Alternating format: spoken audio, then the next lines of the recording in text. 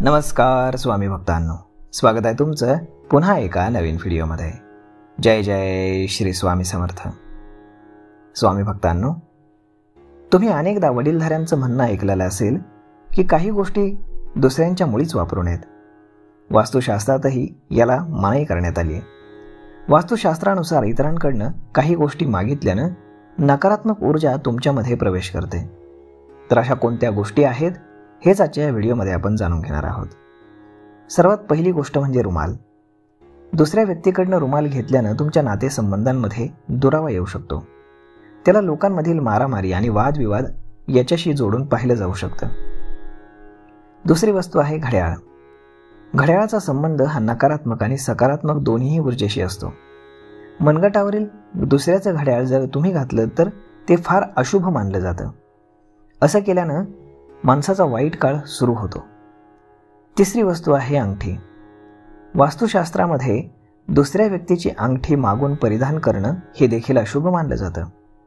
असं केल्यानं तुमच्या आरोग्यावरती, जीवनावरती, आर्थिक आघाडीवरती त्याचा वाईट परिणाम होतो. त्यानंतर पुढची वस्तू आहे ती म्हणजेच पेन. आपण कधीही दुसऱ्या व्यक्तीचं कलम आपल्याजवळ ठेवू नये. हे केवळ करिअरच्या दृष्टीनं अशुभ मानलं जात नाही, तर त्यानं तुमचे पैसे देखील बुडू शकतात. त्यानंतर पुढची वस्तू आहे कर्ज. संक्रांतीच्या दिवशी कधीही कर्ज घेऊ नका. त्यानंतर तुम्हाला कर्ज फेडण्यामध्ये अत्यंत अडथळ्यांचा सामना हा करावा लागेल. त्यानंतर पुढची वस्तू आहे कंगवा. दुर्दैव टाळण्यासाठी केवळ कंगवाच नाही तर डोक्याशी संबंधित कुठलीही वस्तू शेअरिंगमध्ये कधीही वापरू नये. आणि पुढची आणि सर्वात महत्त्वाची गोष्ट आहे ती म्हणजेच कपडे. कधीही दुसऱ्याचे कपडे घालू नयेत. याचा तुमच्या आरोग्यावरती अत्यंत वाईट परिणाम होतो. पण दैनंदिन जीवनामध्ये नको त्या समस्यांनाही तुम्हाला तोंड हे द्यावं लागतं.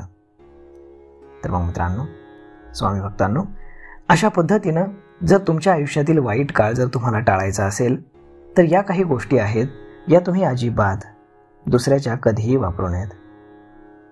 तर मग स्वामी भक्तांनो, हा व्हिडिओ, ही माहिती तुम्हाला कशी वाटली हे तुम्ही आम्हाला कमेंट करून नक्कीच सांगा.